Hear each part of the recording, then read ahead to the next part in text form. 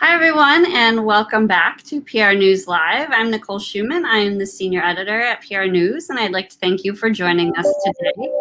If you have any questions today, just pop them into the comments, and we'll get to them throughout the chat as usual. And today, I'm very excited to welcome our special guest, Suzanne Fanning. She's Chief Marketing Officer of Wisconsin Cheese, and we are going to have a very fun day today talking about all things cheese, and PR. So if you like cheese and you like PR, then you're in for a real treat today. My favorites, I know that, Nicole. So Suzanne is here to tell us more about her team and how they provide PR and marketing services to the dairy farmers of Wisconsin, who are much larger in scope than you would realize, and some awesome virtual media outreach that they've done this year, as well as May being American Cheese Month, which makes me think of grilled cheese, which makes me think of lunch, which I haven't had yet. So this is going to make me very hungry this session. So thank you. Welcome, Suzanne. First, though, I'd like to talk about an article that we featured yesterday in PR News regarding the announcement of the reopening of Broadway on Good Morning America, which made quite a splash yesterday morning. In the announcement, we saw 3 of Broadway's largest productions, Hamilton, The Lion King, and Wicked, all very favorites of mine, come together to announce a reopening in September. And normally these shows are competing for audience attention, but because the theater industry has certainly been through a very rough year this year, all across the country, not just in New York, they're showing a united front to help reinvigorate the industry. So Suzanne, I just wanted to get your opinion on this, being in PR, being in marketing. What did you think of the announcement? I thought it was incredible, and what a great signal to the world that things are finally going to start to get back to normal. But not only that, it's not just about the fact that, Broadway's coming back, those shows, the nights out that we absolutely love, they came together united, and they're really challenging the world to do better and challenging each other to do better, to live better, and to be stronger and to unite and to make the world just a better place in general. And I think that message is catching just as much attention as the reopening of Broadway. I think they did a phenomenal job. And all throughout this entire pandemic, the way that the fans have been able to rise up and do things like rewrite songs and do the next act of Ratatouille and all of these really cool things, there's just a passion that's been ignited and a new hunger that's been created. And it's been quite lovely, actually. Yeah, and I know it's been difficult. There's a lot of different ways that states are reopening and different things. I know New York State, especially, we have a lot of different guidelines and methods. So I think one of the main things for the announcement is to really let people know that it's going to be done safely, and they have gone into partnership with the state of New York to make sure that things are rolling out correctly. I think those partnerships really show a strong effort as well, for anyone that's trying to reintroduce events or things into the public right now. Absolutely. Yeah, well, great. Well, thank you for your opinion on that. And can I ask what your favorite Broadway show is? Well, I've seen all 3 that you just mentioned, so that was great. And I think that the shows are fantastic. And I've been going since I was young with my own mother. I took my daughter when she was in middle school. I took a big trip and we went to see Wicked together. I try to get to a show at least once a year when I'm in New York because I'm there quite a bit on business. And it's just, it's so fantastic. I love them all. Took all of my kids to see Lion King together. So they're all so very special to us. Oh, great. That's good. I know I'm very partial to Hamilton. Still haven't seen it on Broadway in the theater. Seen it elsewhere, but hopefully I'll be able to get in there at some point in the next coming year. So we'll see. And how fantastic and how amazingly talkable too. It was great to see so many people that had something to say and so many people that just absolutely love that show. Oh, yes, we are ready. So now, Suzanne, I'd like to talk to a bit about your organization, Wisconsin Cheese, and how you work with the Wisconsin dairy farmers to promote all their products. Can you explain to me a little bit more about the structure of your organization and the PR work that you're doing?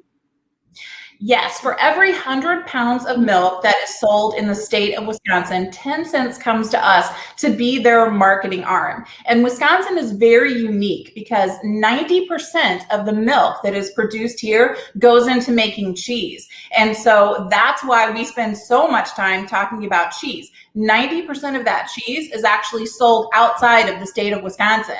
So our charge is really to grow affinity and elevate perceptions of Wisconsin cheese nationwide. That's great, and I love the way that you guys have partnered with the the producers, so they don't have to worry about individually trying to come up with different campaigns and different ways of getting people to hear about them. They are doing the job that they are used to doing, which is creating delicious cheese, and they're leaving the messaging up to the experts, which I think is really important, and something that you don't see all the time. So I can only imagine how grateful they are for you guys. Well, in Wisconsin, grateful is not fun. Sorry. Yeah, we have a really great story here because we win more awards than any other state or country for our cheeses. And so there were so many great stories to tell. We just have to be good at telling them. So we don't have to manufacture anything, which makes it really easy and enjoyable for us. Yeah, and we might have people watching that, work for a product or, a trade organization or something like that. And I'm hoping they can find some inspiration from the different things that we'll be talking about here today, because you guys really definitely are very creative and do things, to the best of your ability. So kudos to you on that. The reason I wanted to bring Suzanne on was because I was so impressed by a virtual media relations tasting that they did during the pandemic, and just the media outreach that they did overall. First, it was really great the first time I connected with you guys about you had a Valentine's Day campaign called For the Love of Cheese, which we actually featured on PRNEWS. And those featured giant Valentines full of amazing cheese from your area, and getting to know more about Wisconsin cheese and everything that you guys were doing. And secondly, you had a virtual cheddar tasting a month or two ago. And that was one of the greatest media relations events I've ever been to, and it was virtual. So I'd like for you, Suzanne, if you could describe, your virtual media relations strategy and how it's been received with the press. Sure, absolutely. I think first of all, our team, and by the way, I have really the best team I could possibly have in place. They're so fantastic. And early on in the pandemic, we really adopted the saying that don't let what you can't do stop you from doing what you can do. And so we really took it as a challenge that, yes, of course, we had been making some plans for 2 years that we were not going to be able to implement, but wow, all right, say goodbye to those and let's think about what we can do and how we can shift and change things. And we shifted very, very quickly. This particular campaign For the Love of Cheese that you talked about with the big boxes that said cheese is my love language. This was another something happened that we have to overcome. And that's the fact that National Cheese Lovers Day, which we usually make like a really big splash on, happened to fall on Inauguration Day. So we knew that there was going to be no coverage whatsoever of National Cheese Day. I mean, there's something very, very important going on in the country. So we said, well, how are we going to take this and what else can we do? So instead of being focused on the one day, we decided we were going to be focused on that period from National Cheese Lovers Day to Valentine's Day and really focus on the love of cheese with a campaign. So it started out as a social campaign, turned into the most successful retail campaign in the state of Wisconsin because stores just loved it. Consumers loved it. We had over 20,000 entries to get the boxes of cheese. So you could nominate your favorite cheese lover and potentially they would receive one of the boxes. It was very, very well received. And it also made it onto the Drew Barrymore show because she's a cheese lover too. So over the course of the pandemic, we had our most successful PR year ever with over $50 million in earned or free media. That's amazing. Yeah, I mean, and that was a big big box of cheese, just so everybody knows. It was like, Yeah, this, right. like, very It huge. was. Yeah, and so you had mentioned some of the desk sides and editor visits we did too, because we spend a lot of time working with editors. I have a master's degree in PR, so PR is definitely my first love, and I know how important it is for businesses. I know how important it is for consumers, and so we have a very heavy emphasis on that. We spend a lot of time in New York. We do a lot of desk sides, a lot of events, and again, now we had to rethink it. So we just used the opportunity to do some virtual desk sides. Of course, you can't like taste cheese through a computer. I wish you could. I wish I could give you all some Wisconsin cheese right now. But we mailed out boxes of cheese to editors, kind of an experience in a box. And it was kind of neat because we were able to get cheesemakers from all over Wisconsin to talk to the different editors and to talk about their own cheeses. So in that way, it was kind of nice because it would be hard to take 5 cheesemakers out of their plants and get them to go to New York with us. So it provided a lot of unique opportunities. We did a tour around the state of Wisconsin. We've done lots of really fun things virtually with editors, and editors like you have responded. So it's been great. Yeah, and I think that's something to look at too. Like, personally in my position, I'm not necessarily a food writer or, a recipe person, but I found just the way that you guys were, utilizing PR and utilizing marketing to something that I think our readership would have been interested in. And did you have any other experiences like that with different editors, like maybe from like a business side and writing about what you guys were doing or anything like that? Oh, absolutely. We've had lots of marketing case studies. In fact, it was pretty exciting because Adweek actually announced that our community called Cheeselandia was Influencer Community of the Year. And so that was pretty amazing to us. It wasn't anything we applied for. It was something they found us. And when we looked at the other brands that were featured in there for different categories, I mean, there was like Nike and Procter and Gamble and Peloton and Zoom and then us. And we were just completely blown away. We're like, us, this tiny little nonprofit, recognized with these gigantic brands and just these marketing giants. It was quite an honor. So yes, I would say the marketing community, the business community, they are very much taking note of the cool things that we've been able to do and the great results that we've been getting. That's awesome. Well, congratulations on your award. And, it just goes to show that, when you take a chance on some creative things, it can, work out to your favor. Even if you are competing against these huge brands, like as you were saying. And you mentioned Cheeselandia. I know a lot of our viewers and readers are interested in influencers. Cheeselandia is a pretty strong cheese influencer community. I'd like if you could explain to us more about where the concept for that came from and exactly what it's about. Sure, I would love to. So it's probably not an influencer community in the typical way that people think about influencers today, because it's not a paid relationship. We didn't reach out to people who had a huge following and then kind of like pay them to talk about us or pay per post or anything like that. We reached out to people across the country who were just diehard fans of Wisconsin and the cheeses, and people who were big foodies and wanted to learn about cheese. And we said, come join our community. Let's unite in the name of cheese, in this love of food and Wisconsin. And what we're promising to you is we're going to give you some education, some experience. We're going to help you build relationships with other Cheeselandians. We're going to support each other, make cheese boards together, cook together. And so we have this very active community. We've got about 4,000 Cheeselandians right now, which is, huge. We're not going for big. We're really going for true, authentic love and engagement. So we kind of keep it a little bit quiet, but it continues to grow nonetheless. And I think last year at this time we had about 1,000. So to have 4,000 now, it's been quite a leap for us.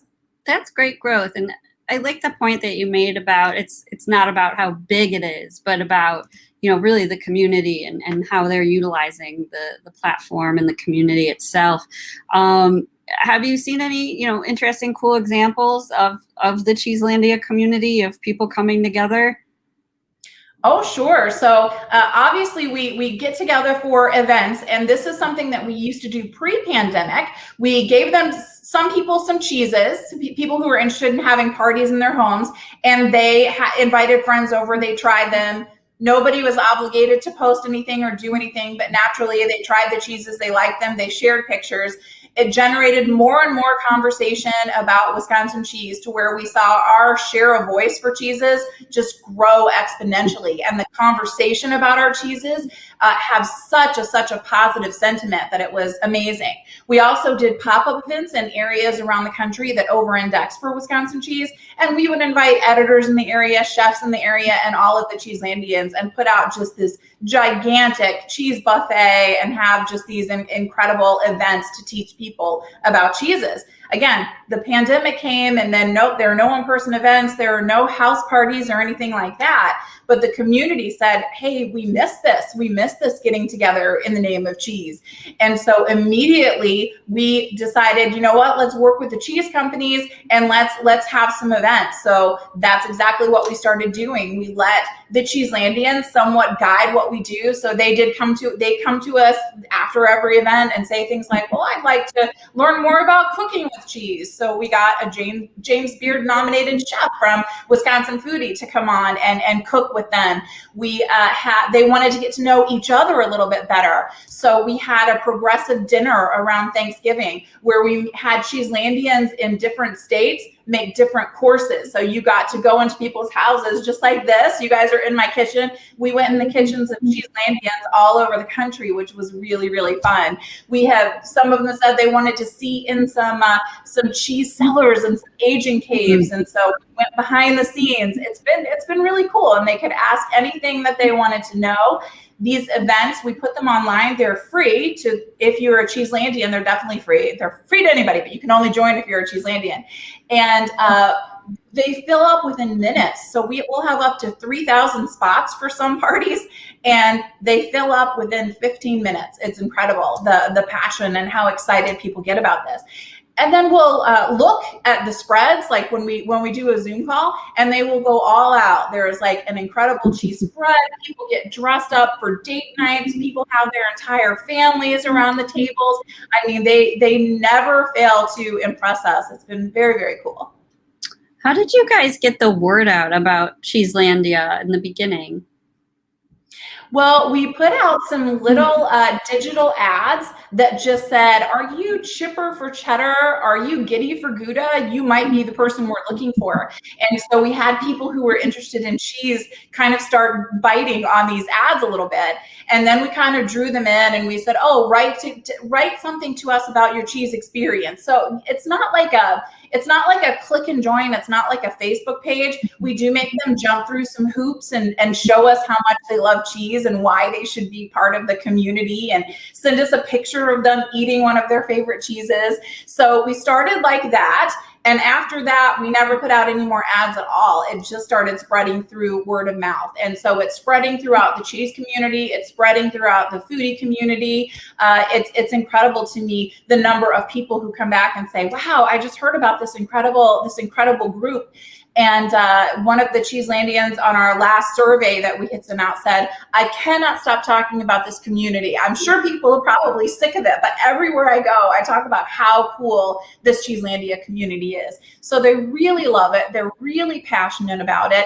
And frankly, I don't think there's any amount of money that you can give somebody that can fake passion or generate the type of passion that we do get just out of love. And being from Wisconsin, we really wanted to drive authenticity, because that's what Wisconsin and the Midwest is really all about. So that's why we took that approach.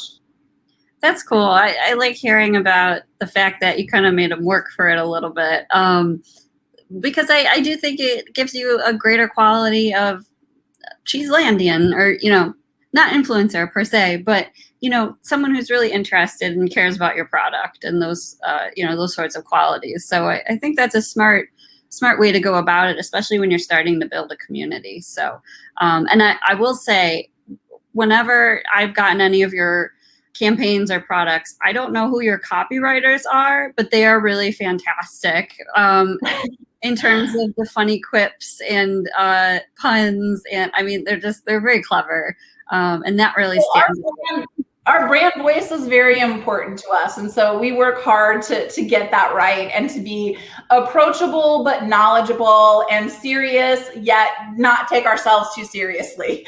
So yeah, it's definitely a balance, and people recognize it. We make sure that we carry that across in everything that we do.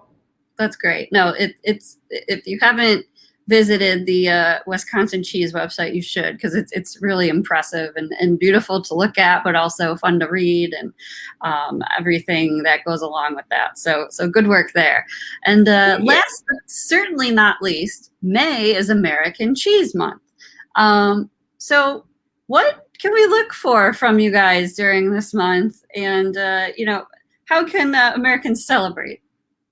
Well, this is a big integrated promotion for us. So it is American Cheese Month. And of course, Wisconsin makes, over half of the specialty cheese in the entire country. So it's a big deal to us. It also happens to coincide with Wisconsin's 180th anniversary of making cheese. And what's interesting, in Wisconsin, we've been making cheese even longer than we've been a state. So it's a big deal. So we said, all right, we're going to take this opportunity, celebrate American Cheese Month by talking about all the wonders of Wisconsin. And we're doing that in a variety of different ways, obviously through some PR outreach, also through in-store displays. So we are in 8,000 grocery stores across the country. So you'll walk in and you might see like a big display that says Wonders of Wisconsin. We are also in 1,200 restaurants across the country. So we're featured in some different menu items. On social, we're releasing a different wonder of Wisconsin every single day. So you can learn different facts and things about Wisconsin through following our social channels. And then we've got online virtual events every single week. And we've done some really fun ones. They're all really different. The first one was a night of music and cheese, which was great. I hope somebody out there got to see that, because we actually curated cheeses that were created with either milk from a farmer who is a musician, or it was made by a cheesemaker who's a musician. And so we put them all in a box, we sent them out for the event, and then we had the cheesemakers and farmers perform. So you had a concert as you ate their cheese. So it was really, really quite nice to have that first event. We're doing cooking with Joe Flom. So a big cooking demo is coming up, a school. We've also done a night of affinage, the art of affinage, so people could understand the nuances in finishing cheeses. And we sent them the little kits to show like how different cheesemakers finish their cheeses and what impact that has on the flavor of the cheese. So that one was really well attended. We've got cheese cheers and beers coming up, which is going to be an epic game night that we're really, really excited about. And then the one that is not full, because we're actually opening up registration for it tomorrow. So if you want to get in on some of the action, you can go to the Great Wisconsin Cheese Giveaway, and we'll be sending out a press release tomorrow.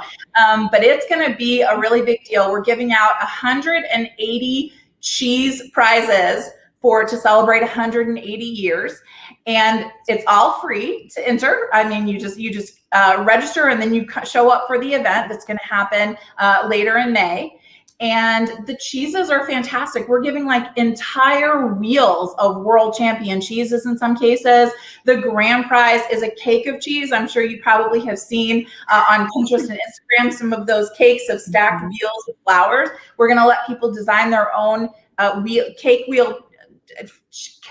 of cheese. You say cheesecake and people get the wrong idea, but it's a cake of cheese wheels for their next big occasion, and we'll ship it to them. We have got rare cheeses that are coming out. There's a new Hooks 15 year that's coming out in the fall, so they'll get a first taste of that. Somebody can win cheese curds for a year. I mean, it's worth checking out if you're interested in cheese at all. I will definitely be looking at that tomorrow. I'm very excited that we got an exclusive sneak peek into that. That's pretty exciting news. That's a pretty good giveaway. And I'm actually getting married next year, so maybe I'll need to start looking into creating a cake of cheeses. We'll see how that goes. Yeah, that's the perfect occasion for a cake of cheese. I think our crew would definitely appreciate that. So Suzanne, I wish we had more time. You guys are doing really awesome stuff. I just want to thank you for joining us today. I know you're a busy lady. And I want to thank all of the viewers today for joining us and hopefully learning something new or being inspired for their work in PR and marketing, communications, influencers, perhaps. I think Wisconsin Cheese has a lot of great ideas that a lot of people can utilize in their own lines of work. So we'll see how that goes for you. I'd also like to take a minute to let you guys know about the upcoming webinar I'll be hosting next week on Tuesday, May 18th. It's called Becoming an Ally, Contributing to a More Inclusive Workspace. We all know the past year, where and how we work has changed, so it's important to not forget the takeaways that we've learned over the past year of remote working.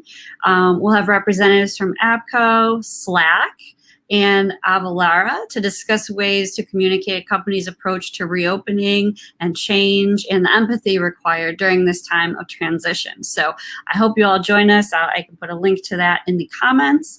And thank you all again for joining us today. Thank you, Suzanne. I hope you had fun. So much fun. Thank you for having me. Great. And we'll be back soon with another great LinkedIn Live. So see you then and stay well.